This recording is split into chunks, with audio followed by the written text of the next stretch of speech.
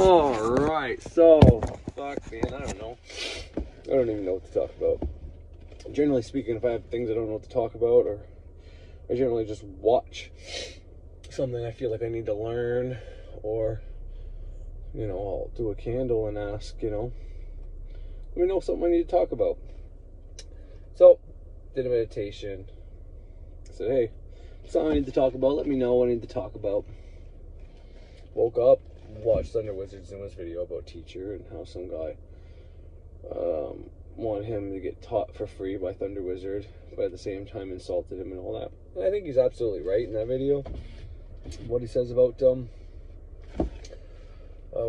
teaching and all that. I don't think you should ever go to a spiritual teacher and think they should teach him for free.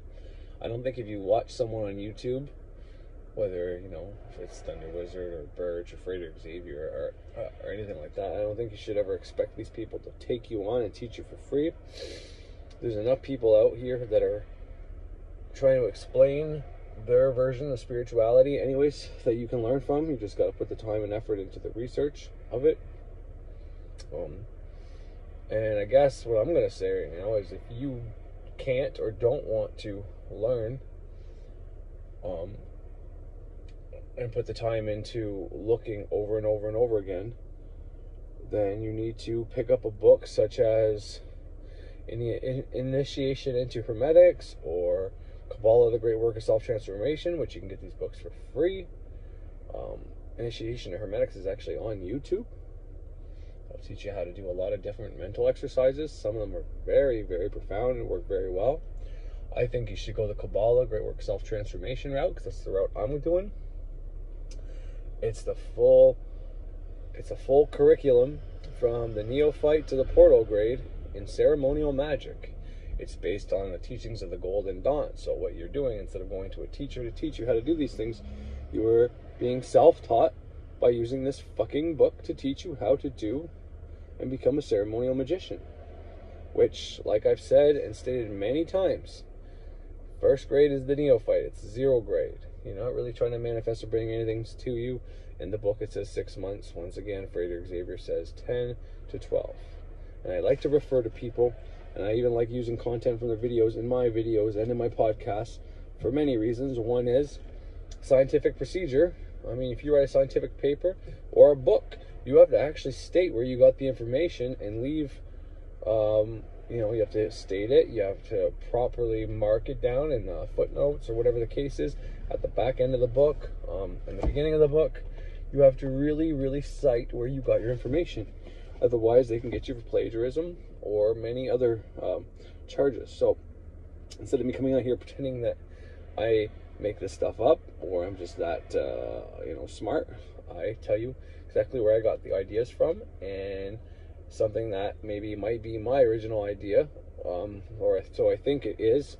Well, it probably came from these ideas, and then I show the clips of other Birch, Freighter, even if it's something I'm trying to say isn't the case, like when I go against Thunder Wizard, whenever he said there's no truth in positive affirmations, and then he just ended up changing that into, he's not saying that there isn't truth to positive affirmations. He's not saying that at all. So, you know, I put on here the data and the facts and where I'm getting my information from. So it's not just me talking out my ass. But if you want to learn from these people, well, you can. I think the fastest way to learn how to manipulate energy in this day and age, I mean, there's ways you can do it completely on your own, and that is to look, but once again, completely on your own isn't exactly necessary or maybe even plausible, because if you don't know how to meditate, well, what are you going to do? You're going to go find a book or a YouTube page or some Googled information on how to meditate. Therefore, some teacher who has posted something, or maybe some fraud who's stated how to do something, is going to have that information out there for you to try. And if that doesn't work, or you don't have the discipline to keep trying it, and you just keep trying to look for something, well, you're eventually going to look at all these different teachers and want to go further and further and further, you know? I don't have things, I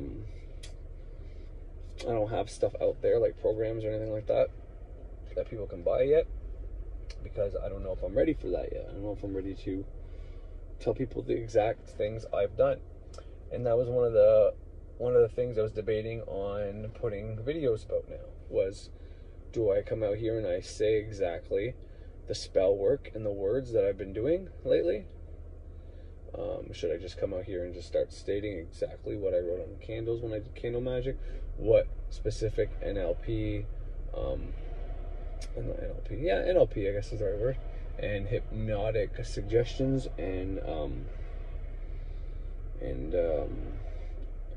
hypnotic, I forget the word, language patterns, because there's so many different language patterns that are so easy to use to not necessarily manipulate people, but you can speak in such ways that when people listen to you, you're going to get right into their head basically, and they'll hang off of every word, and you don't even have to try hard. And there's certain ways of speaking where you could say a whole bunch of shit and people kind of get zoned out just because of the different words and the way you use these words. That's something I studied for, I don't know, I had to be a good 3 to 6 months long of non-stop hypnosis, NLP, and different persuasive mind magic techniques. And I kind of find that there's a lot of books out there that were just pure bullshit, pure shit. And then there were some things that were repeated in all these books over and over again. The ones that are pure bullshit would have a few of these unanimous, I guess, techniques that were across many books, that were across many years in time.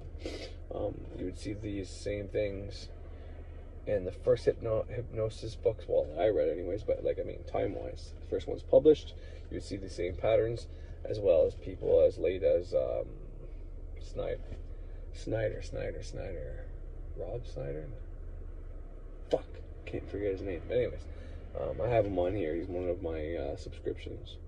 Once again, if you see a bunch of weird kitty subscriptions and game subscriptions, those aren't mine. Those are my kids.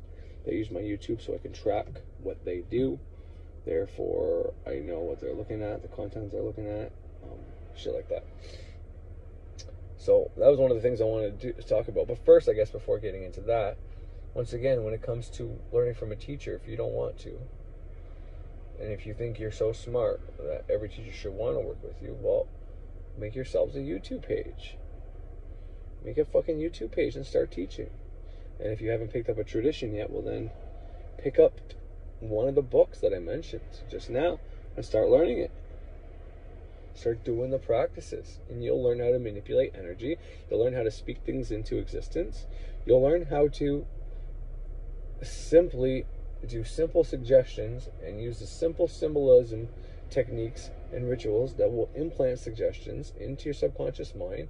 And the more you practice this stuff, and the more you ingrain it in your brain that this stuff is real and works, and so on and so forth, then the more the better you'll get at it, and you can start becoming your own teacher. You can learn from yourself. I'm not saying there's no value in learning from a teacher. I think there's tremendous value in learning from a teacher. But what I also have come to realize is everybody's different. So the things you can learn from a teacher who has specific knowledge on it. See, there's a lot of things that human beings are very much the same at, and there's a lot of things that we are very much different at. Not to mention, if you're going from man to woman, there might be a barrier there as well. But some women are more like men, some men are more like women, energy-wise. This comes down to your chart. But the thing we all have in common is you can get representations, symbolic representations into your subconscious mind, as whether it's spell work. And when I speak of spell work, I'm talking about specific ways of using words. There are specific words out there that work better, because there's specific letters out there that work better. So when it comes to casting spells, some people like to think that there's some magic spells or tones or vibrations or sounds or whatever the case is. And this is just the vibe I get. But a lot of people like to think that, Hollywood or whatever the case is, when they make movies and music, there's these special things in there that just attack people. Or just, they have this special way of saying something. They have a spirit in it that comes out. And it's like, maybe, I doubt it, but maybe. But it's more right in our language, right in our words. There's a specific way to speak to God, the universe, your subconscious mind, the divine, these deities, whatever you want to call it. There's a special way to contact that, speak to that. And that's what spell work does. I mean, saying, I will is powerful. Saying I am is even more powerful. And when it comes to money, saying I am grateful for this happening, which is you receiving the sum of so much dollars, you take that and you put it on a candle, that's powerful. That's real powerful. You turn that into a sigil and put it on a candle, that's double powerful. You put that on a recorder, you listen to that at night, and you add it to the candle you're looking at, and you're visualizing yourself getting this money, and then whenever you get yourself into theta, however you decide you do that, if it's just something that happens naturally before bed like everybody, and you put it on at that moment, great. If it's something you found out, because there are a lot of what are those beats, neural beats on YouTube, and there's apps you can get to test those to make sure they're at the right frequency. So do that. Do yourself a favor. You're worth the time and effort it takes to do that, to make sure you're not doing it wrong. But put yourself in an alpha state. There are different ways of humming and musical notes. If you know anything about singing and music, certain notes are at certain frequencies. High Percentage Magick had a great video on that not so long ago of all the different notes. It was the do, re, mi, fa, sol, la, ti, do scale, but he ended up saying how there's two do's in there, right? Well, one of those were changed. It used to be a different sound, and he said every frequency of which one of those we're at, and then he broke down what frequency that changed into. I'll record that video and I'll put that on here. First though, just before I go any further, I'm going to put a clip on here of my latest instant scratch ticket I just won on. This is yesterday. My video said it's unbearable, or not unbearable, but it'd be more surprising if I didn't win on a bingo ticket rather than I did win. And, I say certain things like that on purpose because the more minds that see this, the more minds that believe it, and it's true. So it's like this perpetuating circle. Not that was inaccurate, because it's accurate. Like I said, I have a whole Magick on a Budget, I think, playlist on my channel, and it's all about carving a specific Jupiterian sigil into a candle with the dollar amount in the middle, and it will manifest. It's one of the things I did to manifest a lot of money. And then there's a whole different spell and ritual I did along as well with that, but also separate from that, and it manifested one of my $10,000 at one time. So maybe I'll put that out here one of these days too, or at least read it out of the book Financial Sorcery, which you'd have to go through my podcast and my YouTube videos, but I definitely have that book and some of my links, and it would probably be around that video. So the video where I carved the Jupiterian sigil into the candle, I will have the free PDF for Financial Sorcery right in there. See, I try to offer value in my videos, not all my videos. I don't give you a book with every video, but I've been giving the Kabbalah and Great Work of Self-Transformation in many videos, because I think if people start doing this work, they will become ceremonial magicians, at the very least. And even if they just only do the neophyte and learn the basics of putting up a circle, getting themselves into their own astral, which would be like their mind equivalent, using their imagination, being able to visualize, being able to concentrate, being able to meditate, and doing reject, banish, deny, and syncing up with the sun and the moon and shit like that. If you just get those basic things down, it takes 6 months to just get those things down, you're laughing. Your life will change so dramatically just by doing that. And then you get into the elemental grade where you take care of your wealth and your health and your finances. I mean, that's what most people are getting in the Magick for right now anyways. People complaining because they don't want to pay for programs is either because, they don't have the money to pay for it, or they think it's ridiculous to pay for something that may not work because they don't believe in it enough. And it's like, don't cheapen it by doing that. Either you're going to put in the time. You've got to make the decision right now. Like, I'm going to be self-taught magician. I'm going to learn the ways of this shit. And ask yourself questions. Ask yourself. Talk to that part of your mind, even if you don't have a connection yet to your subconscious mind. Talk to it. So you know what, subconscious mind? I want to fucking talk to you. I want some answers from you. Let me know when you're ready to talk back. Something like that. Something ridiculous like that. It doesn't even matter. Just start the dialogue. It might sound crazy, but if you watch Jordan Peterson, you'll see him. He'll look up and he'll say, what would you say? What would you say? What would you say when you get stuck? And he said it in multiple lectures that people in movies, he uses Pinocchio the one time. When Geppetto wants to turn his puppet into a real boy, he looks up at the stars and he makes a wish on a star. And he's like, and everybody just understands that and gets it. But he's like, there's nothing logical about that. If you wanted to turn a wooden puppet into a boy, a real boy, why would you look up at a fucking star and wish upon it? He's like, but we all accept it. And why is that? He's like, well, because you know that those stars up there, you can't even get close to if you wanted to. You don't really know what they are. You know what we're taught what they are.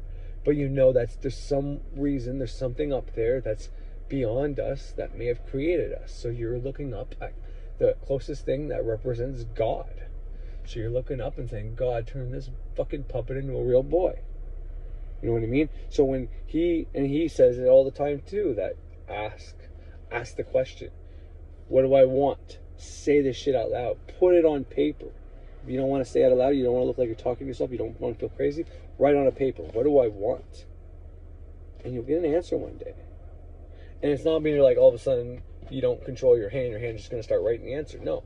The way it worked with me was I wrote the questions. I didn't really know what the fuck I was doing. I read the question, nothing would happen. I thought it was crazy. Put it down. A couple of days later, write the question, nothing happened, put it down. Next day, I go to the paper, it's like, fuck, I don't want to write the question again. So I'll just start writing about something. And that's what I did. I started writing about the things that happened as I was a kid and what I want, and I got this whole story out of it. And when I read the story, it answered my fucking question. So what I would say, instead of having to, do like 2 weeks of trying to figure automatic writing out, start writing. Say, I want to know this, and the reason I want to know this is because of this. And the reason I want to know this is because of this. Because if you can answer if you say, I want to know what I'm supposed to do in life, and then the next question would be, well, why do you want to know what you want to do in life? If you can't answer that question, well, then you might need to answer that question first. Why do you want to know what you want to do for the rest of your life, what you're supposed to be doing? Why do you want to know that? And then start writing the answer to that fucking question down. Answer the questions you do know the answers to, and then through that, the dialogue will happen within your head, your mind, conscious, subconscious, will fire back and forth, and it will come out in the middle between you on the paper. And you will be amazed. You'll be like, holy fuck, Corey's telling the fucking truth. Shit.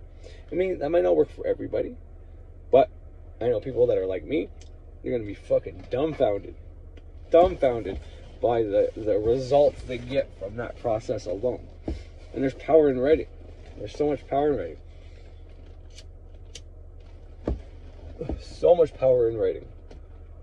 And that's where half the spell work, well, not half the spell work happens, but a lot of the spell work happens because of things like that. Like, it's written, so shall it be done. Things like that. People put power into these little statements. So therefore, it's in the collective. And you can draw on that because you are, in fact, part of that collective. Therefore, if it's true for everybody, it's true for you. So use the things that are true for everybody. Fuck why they're true. Fuck who cares if it's from the fucking Bible or not. If it fucking works, fucking use it. But you can become your own magician. You can become your own magical fucking energy working person. You want to do Reiki, you can do it. You want to do tarot, you can do it. I got tarot cards upstairs and I love it. I haven't done it in a while, but I love it. I love taking them out. I love fucking meditating on the cards. I love making up my own stories. Play that little game where you take a card, you just put the card down. Okay, you get like the Seven of Swords. So you start off a story with the Seven of Swords, and then the next one's the Empress, and then the next one's the Devil card, and the next one's fucking the Two of fucking, I was going to say hearts. Oh shit, the Two of Pentacles, or the Four of fucking Cups, or what one that I didn't say once, the not the Jack, but it would be the fucking anyways, the King of fucking Wands comes out. You know what I mean? You keep making a story with all this, and it's a good way to learn tarot because you're gonna represent these cards what you think and what you see on there. So you're gonna look at this card. It's the same process as the writing thing I said, more or less. But you look at this card, and your mind's seeing everything on this card. And, if a picture is worth 1,000 words, well then, a symbol's worth 1,000 symbols.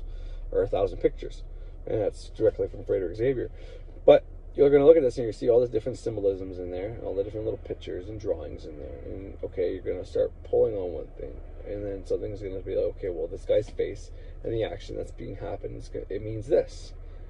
And then you'll look at the stuff around it, and then you can remember, okay, well, if it's the card about cups, well, cup is emotion. And what are these cups doing? Are they empty or are they full? And then sword is fire. But what are the swords placed down or are they placed up? Wands are air. What's going on with these wands right now? Are these guys fighting with the wands? Or is it the king? Is it the queen? You know, is it a pentacle? What's going on with the pentacle? Are these people got pentacles? Do they got money? Or do they look poor and without the pentacles? What's going on in this picture? You know what I mean? Your mind will fill in the blanks, but you got to open that connection. You got to allow it to do that. Watching video after video after video about becoming a shaman or a magician or a witch or feel-good new age stuff that says, hey, if you have any of these symptoms, you are probably a powerful whatever, fill in the blank. And which isn't wrong. And it's okay to listen to that stuff once in a while. But whenever that's all you're doing to try to feel like you're special, and but then never starting the work, that becomes a problem. I was there. I did it. I used to get down, and arguably when I did dark shadow work or going through dark nights of the soul or whatever you want to call it, I'd have to put on some of these things to remind myself that I have a purpose. And it was beneficial. But when all I was listening to was the Higher Self channel, just these weird videos after weird videos that weren't giving me really any information, but just trying to tell me that I'm special and built to do something or have a purpose or whatever the case is, well then, you got to draw the line somewhere and be like, okay, well, how am I going to find out this purpose? Because these videos are going to tell me what my purpose is. They're going to get me to know I need a purpose and I have a purpose, so therefore they have a purpose. And so do I. But they're not going to help me realize my purpose. And only I can do that. So let's go fucking do that. So anyways, I don't know how I got off topic here, but let me show you the clip.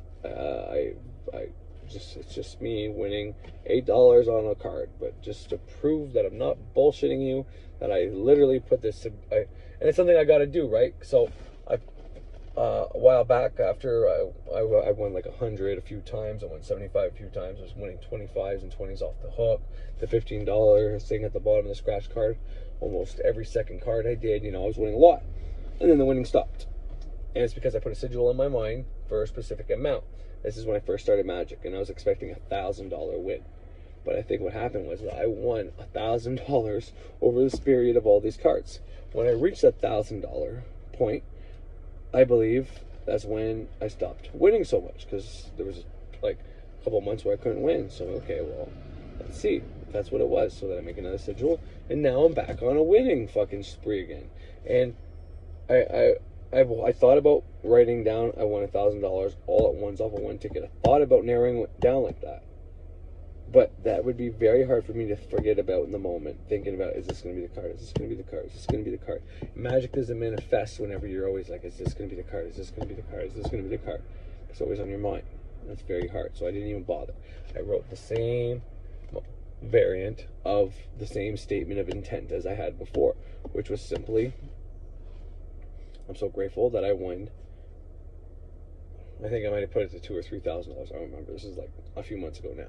And back to winning now. So I'll put the clip on here, and then I'm going to go find the high percentage magic part where he talks about the notes and the different sounds of the notes and the different frequencies. And this is an easy way for anybody who can semi-sing or get to know, or even if you have a fucking piano or can play guitar, you can play a certain note, and that note is associated with a certain vibration, and these vibrations can help you get into certain states of mind, or alpha, theta, all these states. It's simple. Everything breaks down into these simple equations, but you gotta boil them down into their most potent form.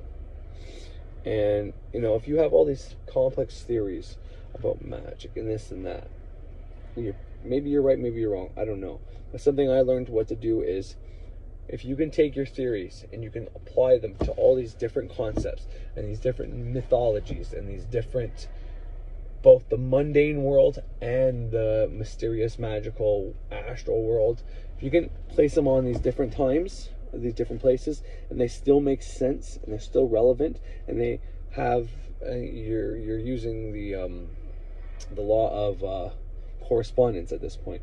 But if it can correspond to many things, then you have a theory that is probably grounded within some law, like the law of correspondence is the law of gender, all these different laws, these magical and mundane real laws. And then the next thing you need to do is try to tear apart your own theory. So you come out here and you try to tear it apart. Or maybe you just sit down and you write, okay, well, why does my theory not work? And you try to find instances, ways that you can find some kind of paradox potentially within what you're saying or whatever the case is. And if you still can't tear it apart, then it's probably a good enough theory to bring up and use as either an argument to debate somebody or some other way. And that's how I go about it. So when I did my thing with Thunder Wizard, stating that there's something to positive affirmations, well, that's what I did. I corresponded what I was thinking of, my definition of positive affirmation was. Took that theory and I expanded it on, okay, how does this work within the human body? How does this work within magic? How does this work within just taking action and maybe like a baseball or a hockey game? And how do you motivate people in all this? And then it seemed like it worked. And I said, okay, who teaches all these things? So then I found Birch, I found Frater, I found Bob Proctor, I found a bunch of others, but I stopped there. And then I said, okay, how can I tear this apart? And this is good practice for if you want to debate somebody, because if Thunder Wizard wanted to come back and say, well, this is why your theory's wrong. Well, I've already thought of all those ways. And if I couldn't tear it apart with those ways, so then when he goes to try to tear it apart, I already know what to say to make him look like a fucking fool. This is how I break things down. This is something I learned from Jordan Peterson, by the way. This is how he prepares his books. He does his book one sentence at a time. And he does one sentence, and he does all these different variants in those sentences. Then he takes the thought behind it, tries to break the thought, and he tries to correspond the thought. And if he can't break it and it corresponds, well, then he's got a good theory there. And then he'll expand on it and whatever else. So that's what I do. And it seems to be the case with the bingo tickets and the magic, because this is what I do. I did the spell, a sigil, for me being lucky on bingo tickets. I did another one, and now I'm lucky again on bingo tickets. It seems to work. I do the same spell, and sigil works for everything from money, luck on bingo tickets, to having more sex with my wife, for my kids doing more chores around the house, and it all works. And then when I try to break it down by using either different laws or different theories, I can't break down the magic. It all makes sense. I can correspond it to reality. I can correspond it to abstract reality, or whatever you want to call whatever this magical world is. So it's a theory that can't be broken, is what I'm saying. And this is why people out there looking for this special pill to transform their life, it's right in front of you and you can't even see it. There's people that, if you're watching me, I promote, man, and they will teach you, they will teach you, they will teach you.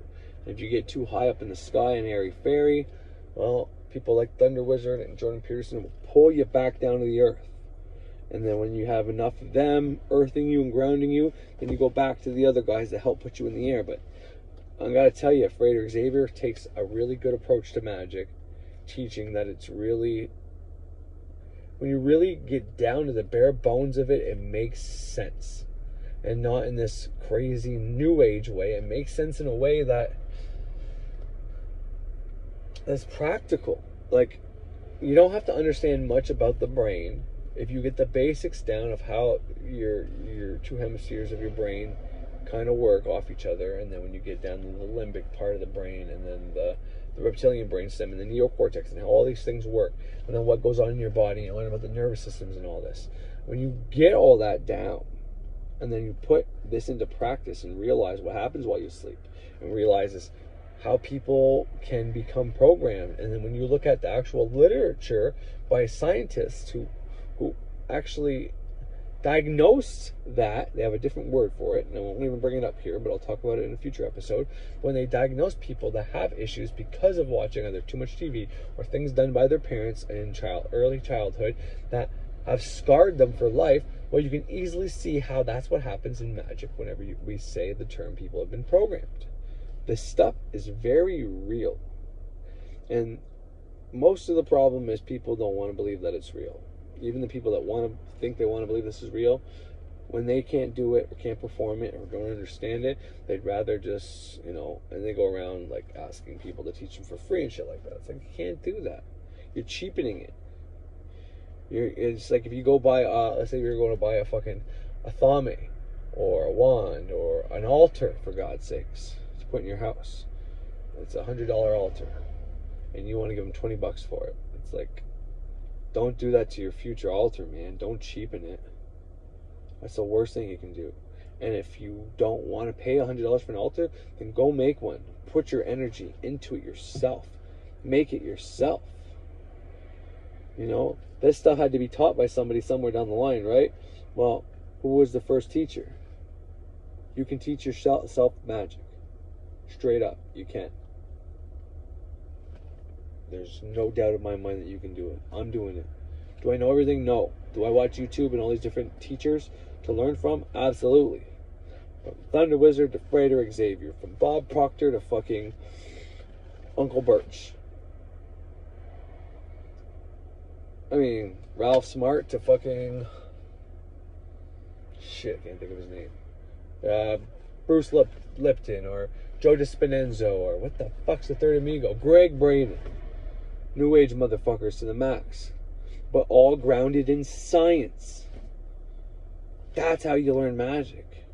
From people that are exploring it, but they're grounded in science. They're grounded in mathematics. They're grounded in some job where they have experience on the other side of the fence, yet they knew there was something more and they're exploring it. These guys can teach you shit.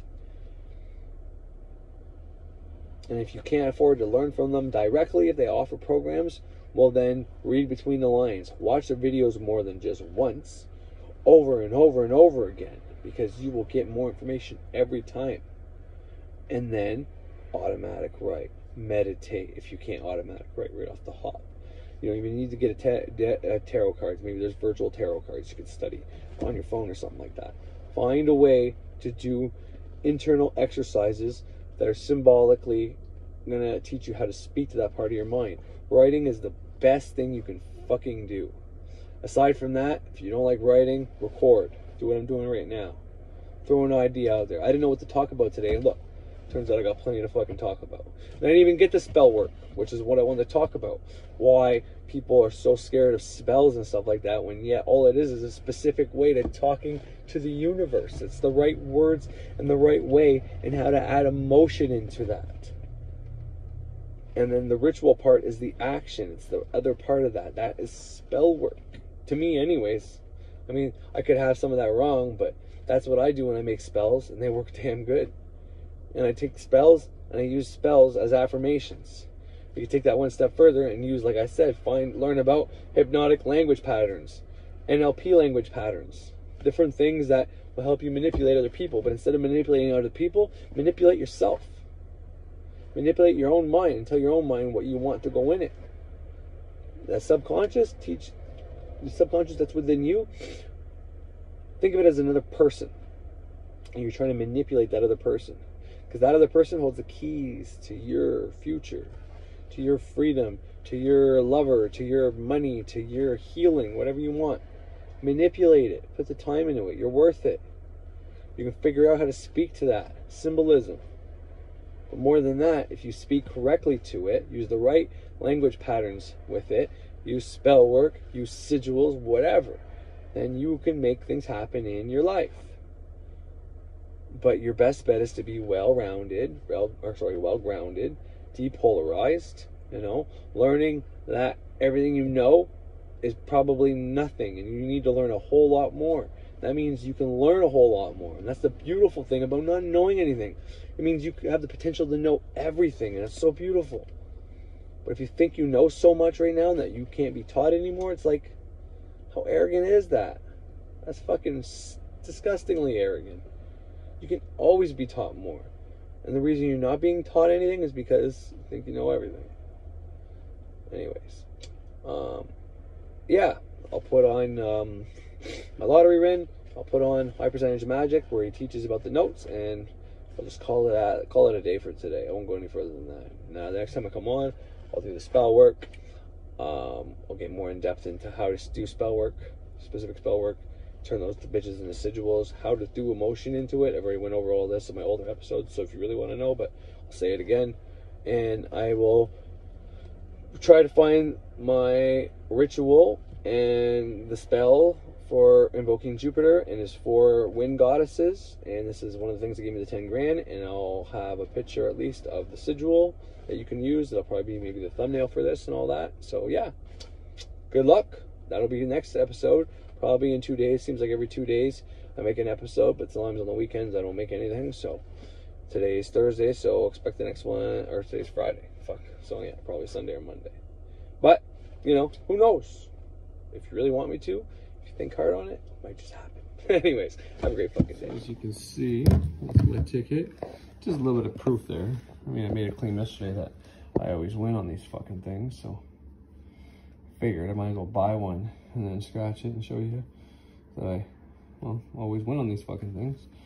And just in case anybody thinks this isn't enough, how am I gonna do this?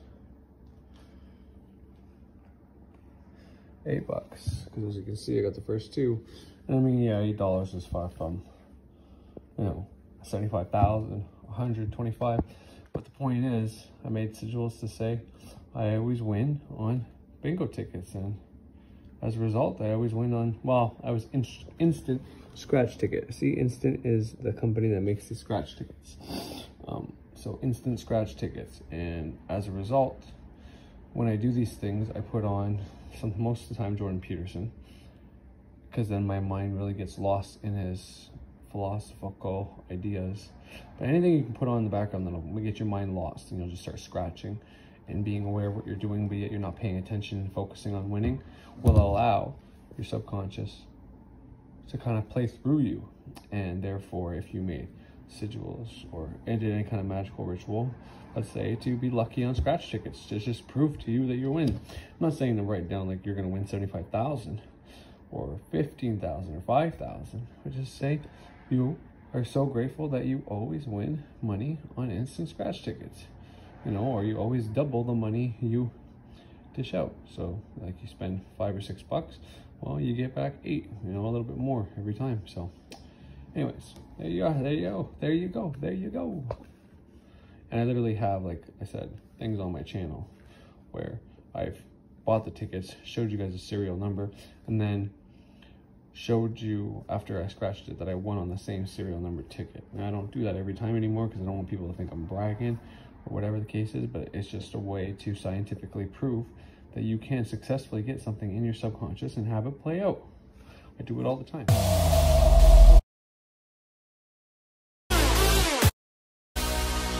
Frequencies that make magic successful, or at least it really adds to the effect and the outcome. Now, there are secret frequencies that a lot of people don't know about.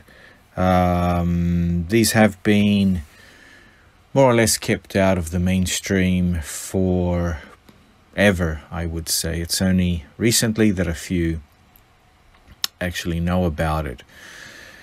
The frequencies I'm talking about are actually tuning frequencies, and they're also musical frequencies. As you know, the body is made up, or at least it used to be made up, of around 85% water. More recently, that a few actually know about it. The frequencies I'm talking about are actually tuning frequencies, and they're also musical frequencies. As you know, the body is made up, or at least it used to be made up, of around 85% water. More recently, with all the pollutions, etc., it's gone down to around 75%. So the body has started to, modern bodies are a little bit more dehydrated than they should be. But the optimal range is around 85%. Now, vibration is the key to all magic and the key to transformation, because through vibration, everything resonates and it affects particularly thought forms and changing also your DNA at a DNA level, whether you believe that or not. It's actually quite true, in my experience at least. Now we're going to look in particular at the solfeggio frequencies. Now these were frequencies that were discovered about 1500 years ago, and whether you like it or not, they were actually discovered by Christian monks in the West. And so this goes back to the 8th century AD, actually. There was a monk who was named Paul the Deacon. and he created the original solfeggio scale. Now we know it as do, re, mi, fa, sol, la. Okay, a T as well. But the original one actually started as ut, and it was ut, re, mi, fa, sol, la. And these are the key magical frequencies that really affect things. For example, the ut has a frequency of 396 hertz. And if you resonate at 396 hertz, this helps turn grief into joy, and it also liberates guilt and fear. So this is one very healing frequency. But we can also use it, for example, to remove blocks and uncrossings. The Re frequency is 417 hertz, and this is brilliant for undoing situations and facilitating change. So once again, uncrossings, removing roadblocks, but also facilitating change, so moving towards what we actually want to manifest. The Mi frequency is 528 hertz, and this is where transformation and miracles occur. It also helps repair your DNA, so it has a physical healing and transformation ability as well. But the 528 hertz is what we use to really create big manifestations and so-called miracles. And I'm going to teach you how to use these frequencies in specific rituals that I have used for decades and that were taught to me as well. And I have not seen this anywhere, okay? So it will be in my upcoming course for those that are interested. And those who are not, well, you need not apply. Now the Fa frequency is 639. This is really good to bring people together for forming very strong relationships and also connecting spiritually as one unit, as a family. The Sol frequency, 741 hertz, helps you bring up and find solutions, and it cleans and solves problems. So it is like a peacemaker frequency, and it helps you move forward by kind of healing problems, finding solutions. So it's really good for rituals where you need to fix a situation with relationships or with your boss or family member or something, and cleans the air out, and so you can start fresh again. It's kind of like a repairing frequency. The last one is the La frequency, which is 852 hertz, and this helps return things to spiritual order. It is a true spiritual vibration. Okay? All right. Now, magic, when you intone and when you do the rituals, I've always said, and you've probably also heard it from other good sources, that the resonance and the vibration is key. And here is the deeper key to it that I'm actually filling you in on.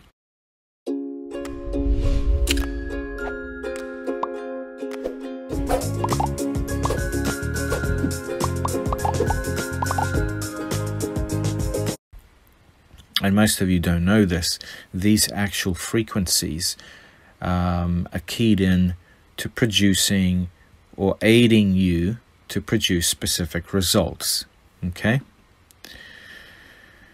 Now, these solfeggio frequencies could be considered lost or secret throughout history, mainly because when they were first discovered about 1500 years ago, they were done so by monks. And so it wasn't really available to the layperson back then. And also people, as you know, back then, people were very superstitious, and also governments and kingdoms and religions were prosecuting people for the slightest reason if they suspected you were witch or using witchcraft. So even these monks were keeping things secret in terms of using them to affect change. Okay. Now, in India, it is interesting, just diverting a little bit from this discussion, although it's still related. In India, they have the equivalent to the solfeggio tonal range, and that's called, if I can remember correctly, sagram. I'm not sure if it's spelt, pronounced that way, but it's sagram, I believe. And they also use it in a similar way for healing and uplifting. And a lot of their so-called Sufis use it in their chanting and meditations. Now, you can tune yourself back to perfect vibrations by using these frequencies. If we have a look at Nikola Tesla, you know, he was a great genius and father of electromagnetic engineering. He once said, if you only knew the magnificence of the 3, the 6, and the 9, then you would hold the key or a key to the universe. And why is this? Because the 3, 6, and 9 are the fundamental root vibrations of the solfeggio frequencies. So it relates back to the vibration and these magical sounds and tunes. Albert Einstein also stated, concerning matter, we have all been wrong. What we have called matter is actually energy, whose vibration has been so lowered as to be perceptible to the senses. There is no matter. All matter beings vibrate at specific rates, and everything has its own melody. The musical nature of nuclear matter, from atoms to galaxies, is now finally being recognized by science. And this is why these frequencies are so powerful. They can literally bring you back to the original tones of the heavenly spheres and put your body into a very balanced resonance. So, solfeggio music is actually the key to the universe. And I have to agree with that, actually. You can either throw it away or you can use it to find healing and harmony, health and well-being. And you use it in magic. So these are the secret keys to the universe and making or helping magic work. Okay, just simply play the tunes. I'm going to play you the sounds, although I don't really have great audio equipment here. Once again, when I release my course, which will be later this year, this is one of the modules, one of the powerful modules that will come with it to really supercharge your magic. How to use these tunes and vibrations and the correct frequencies and what rituals, you know, to incorporate them in. This will all be revealed. Actually, let me back up there a little bit because, come to think of it, the original solfeggio scale was developed by a Benedictine monk in Italy called Guido d'Arezzo. And it was used by singers to learn chants and songs more easily. And then he discovered that there was a really strong effect, both physically and spiritually. Physically, like I said, at a genetic level, through healing. And spiritually, he was making things actually happen. And then later, the scale was kind of put into a hymn, you might say. And this hymn was a hymn to St. John the Baptist, which was written by Paul the Deacon. All right. Now let's have a look a little bit deeper actually at the frequencies once again. So I have to do a round 2 here because I want to talk a little bit deeper about each tune or tone, and I'm going to play the tone after I describe it. So the first one will be Ut, 396 Hertz. Now this is used to turn grief into joy. It also helps liberate guilt and fear. And this frequency liberates the energy on an energetic level and has beneficial effects on the feelings of guilt. It cleanses out the feeling of guilt, which often represents one of the basic obstacles to realization. And you certainly can't perform solid or good magic for yourself if you have all this guilt. So it's a good release. And it will enable achievement of goals in the most direct way. So the Ut tone, the 396 Hertz tone, releases you from the feelings of guilt and fear also by bringing down the defense mechanisms. You know, when you have a lot of guilt or fear, you put up a lot of walls, barriers around yourself, and these defense mechanisms actually hurt yourself. They harm you more because they stop you from channeling in the positive energies or the open doors, because you just shut yourself in, you lock yourself in, so all the good things also cannot reach you. The 396 Hertz frequency searches out these hidden blockages as well, which is really good. Also the subconscious negative beliefs, which are really hard to shake, and ideas that have led to your present situations, whatever negative experiences you may have found yourself or find yourself in now. So the 396 Hertz tune or tone sounds like this.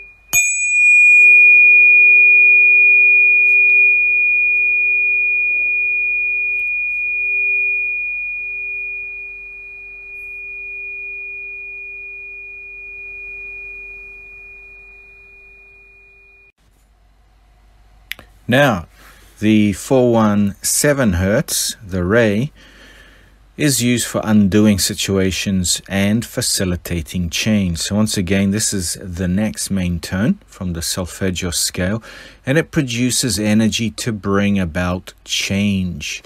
This frequency is really good for cleansing out traumatic experiences and also clearing away destructive influences, particularly of past events or traumas. So when speaking of cellular processes, the Re tone encourages the cell and its functions to work in a very optimal way. The 417 Hertz frequencies will put you in touch with an inexhaustible source of energy that allows you to change your life. Okay, now just to get my fork here, this is how the 417 Hertz sounds like.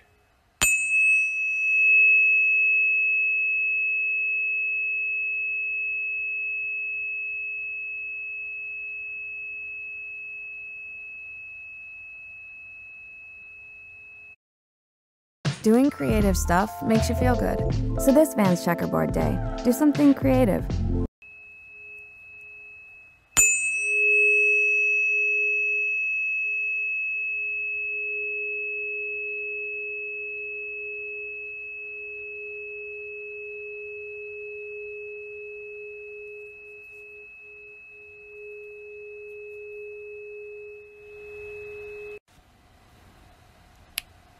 Okay, the next one is the Me, and that is the 528 Hertz. This is the transformation and miracles frequency. It also repairs your DNA.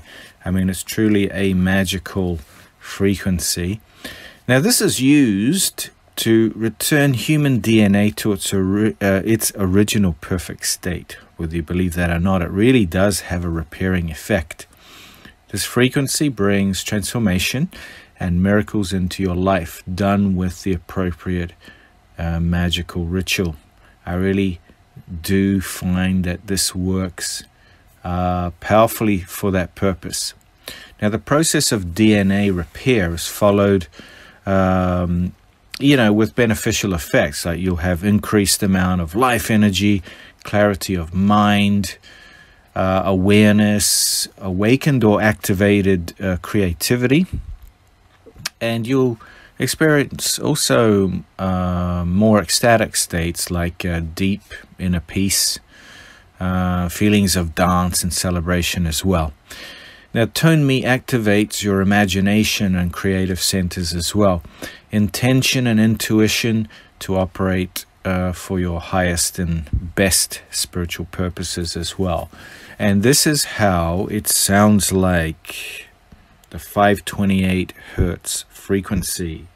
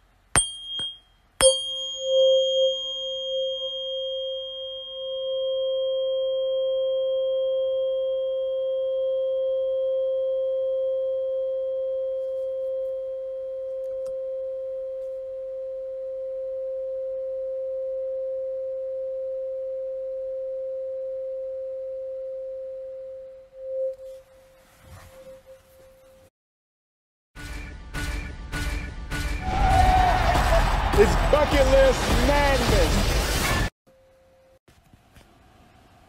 Okay, well, actually, I'm going to leave you there so as not to make this YouTube video too long, but let's explore the other tunes and the effects later on if you decide to come on board with me, okay? All right, then. I wish you once again a really great weekend and the following excellent week ahead. Soon we'll be in March. That's a sign that time really does fly. Okay, so have a good one. Take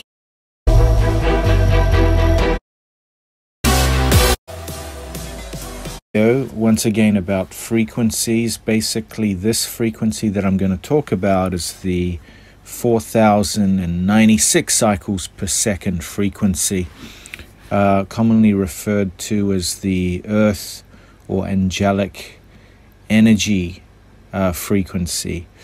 Now, it is interesting because a certain Russian composer, I think his name was Alexander Scriabin, I'm not sure if I'm pronouncing it correctly.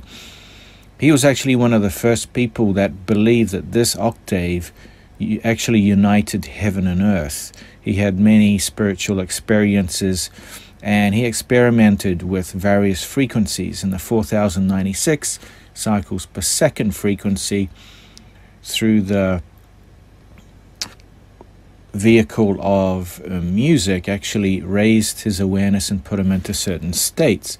So he believed that this octave united heaven and earth and would bring forth a new era. And he actually had a plan for his last composition, which was called Mysterium, and he wanted to play this in India using bells hung from very high up in the sky, sounding the 9th octave harmonics. At least that's what he envisioned. He never actually got round to doing it. But it is a very amazing frequency because it does put you into the right state of mind and vibration that actually helps connect you to more universal energies.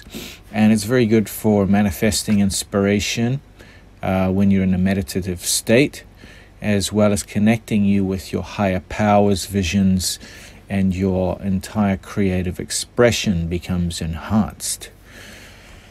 So you can actually play this frequency with, once again, musical bells, although it's pretty hard to actually know what you're playing, but there are actual tuning forks, and you should really get the best quality you can that have been tuned to 4096 cycles per second. When we see Pleiadian ships, we see a sphere of light, and this is a frequency that is tuned to the pulsation of the Earth, allegedly.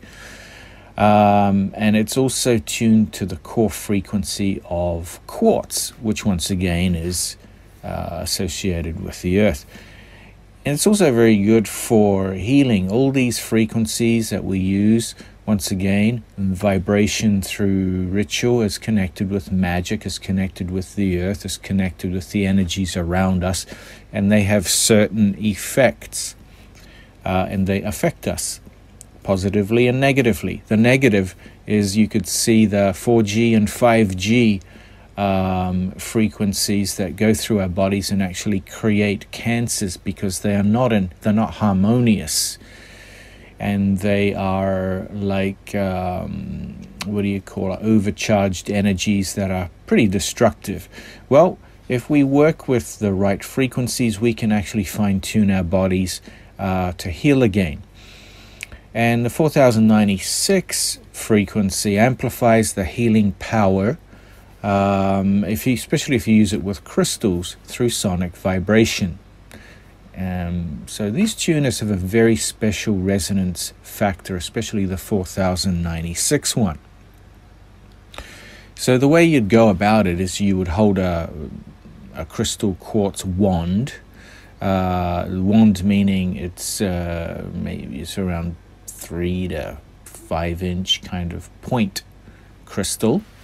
That's called a wand. And you'd hold it maybe on your left hand if you're right-handed, and you'd hold the tuning fork in the right hand, and you gently tap the crystal fork or the angelic fork on the crystal, and then you close your eyes and meditate on the sound as well as the feeling of the crystal in your hand. You feel the vibrations, and this will help you actually get into the state. The benefit of doing this, once again, is that it enhances your connection to the universal energy.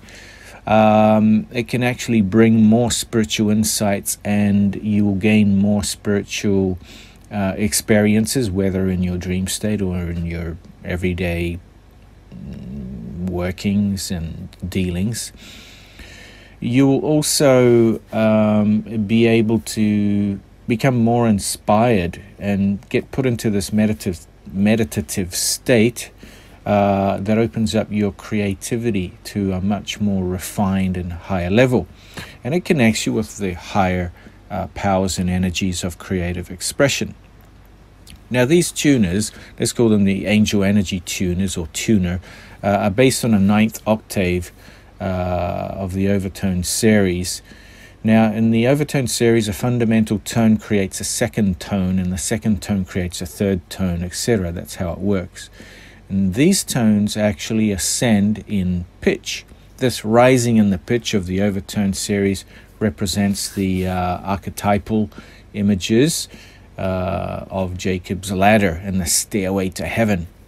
Once again, I mentioned the composer Alexander Scriabin, the Russian composer, and he actually did this, and he was very adamant in his belief. And he was actually, for the people that knew him, a very unusual spiritual person. He did have an energy or an aura about him. Okay, so this is something I'm going to play for you now. Once again, like I said, the audio equipment I have is not the highest level, but you should be able to actually feel an effect. So put yourself in a meditative state. When I actually finish completing the design of my course, things that I have been working with my, inner circle of people here in Japan, and I will actually release. I'll be teaching you how to use these frequencies properly to enhance your magic, and also healing within your body. And you will probably find that things work with a greater percentage of success if you implement these frequencies into your rituals and magical processes, and even everyday life regimen, your health, you'll feel better as well, because frequency does affect the physical as well as the spiritual and all energies around us. As atoms vibrate, sounds actually are an important part of it. Okay, so here we go. I'm going to play the 4096 Angel Energy Fork right now for you.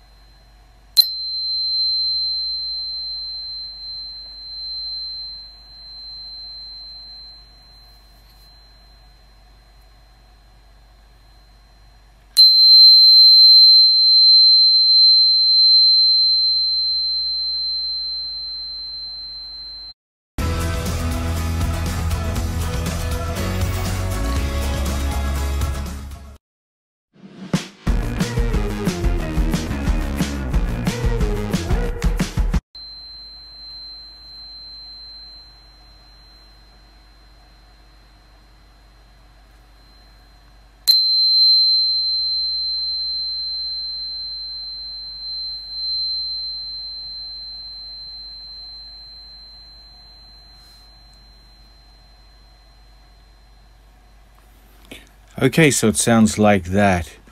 Well, that's all I'm going to talk about today. Make it very short. There's also the alpha state, which is an important state to get into, because that really helps you once again with your magic. Okay, so that's it. Quite a simple one today.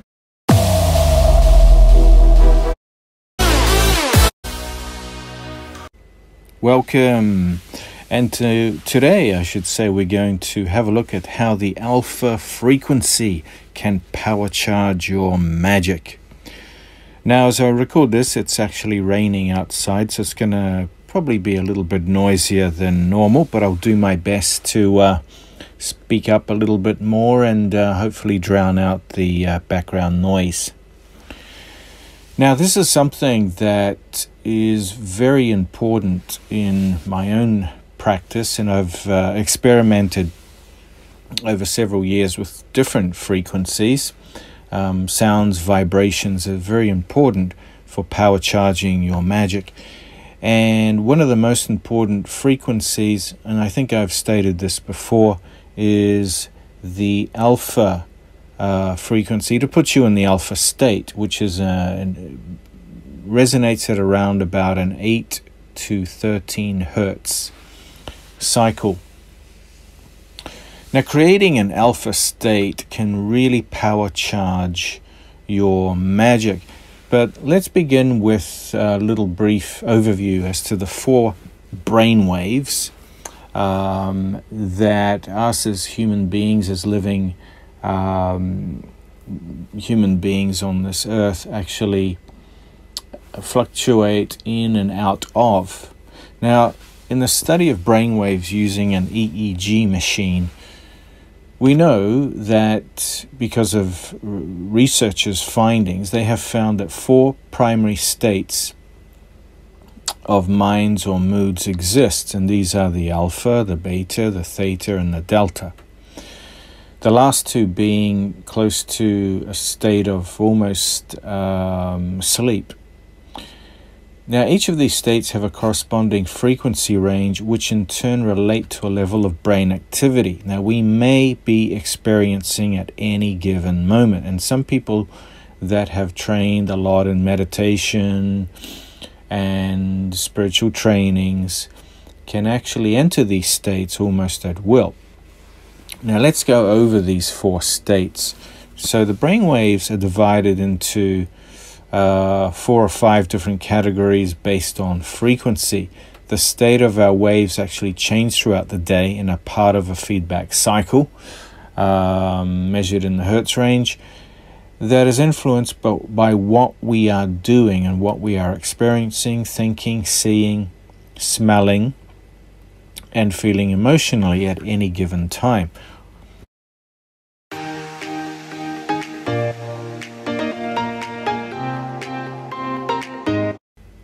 Or even when we're asleep. Now, the beta, which is between 14 and 20 hertz, is our normal waking state. This is the state most of us are in when we perform actions. But it is not the ideal state for getting results through magic. The beta state, so this wave state occurs when we are in full consciousness, as I mentioned, and we are fully aware of our surroundings. So from this state, we experience the perception of space and time while in a normal waking state of mind. So in a usual everyday going about doing things. So the beta state is identified by a wave cycle or wave cycles between 12 to 27 hertz per second, or 14 to 20 hertz, depending. The next one is the one that I'm most interested in and I utilize all the time successfully, and it's the reason for this YouTube video, the alpha state. Now, the alpha relaxation state is the state of daydreaming, meditation, creativity, and magic. In the alpha state of mind, our brain waves actually slow down into a much more relaxed and aware state. This state of mind is associated with creativity and feelings of flow. So the alpha state is characterized by cycles of between 8 to 13 hertz and mostly occurs while in partial consciousness, occurring naturally when we drift in and out of sleep. Okay, so it's the intermediary stage. At this brainwave state, we become aware of our subconscious activity, where we are open to mental imagery and lucid dreaming while still alert and fully conscious. While in this lucid state of flow, learning and processing new information is optimized. And this is how we can actually focus more and channel these very essential, powerful energies into bringing success when we perform our magic. The third state is the theta state, and it's a state of deep meditation and sleep, and also one of shamanic activity when they enter like hypnotic trances. Now, this state, the theta state, is usually characterized by very deep relaxation, sleep and dream state. Hypnosis therapy attempts to achieve this level of consciousness when you are actually being controlled by the hypnotist. So you're not fully, or you're not in full control, and you're very open to suggestion. So in this state, the individual is said to be in a trance and highly receptive to suggestion.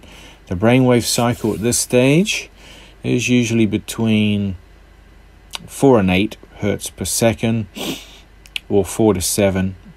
And it is the entry point of ideas, also creativity and visualizations. This state is good for channeling, although I don't recommend it because you are very susceptible to suggestion. And I advocate being in total control at all times. You have to be the master of your own life, in my opinion. Unless, of course, you're with someone you trust extremely well, but even then, you're relinquishing control, and I don't really advocate that. Now, the delta state is the state we are in, and we enter in, when we go into a deep sleep.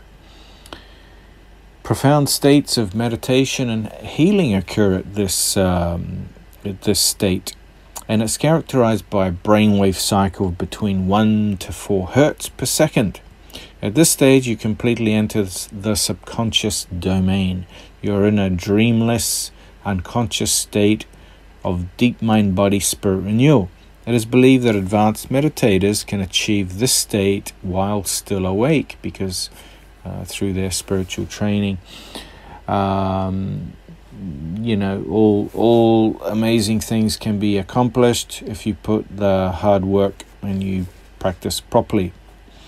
So the alpha, the theta, and the delta are all actually states that can help with our magic, but only really the alpha one is the state where you are, or we are, in full control at all times. And maybe if you're a super adept, you can enter the delta while fully conscious, but I know only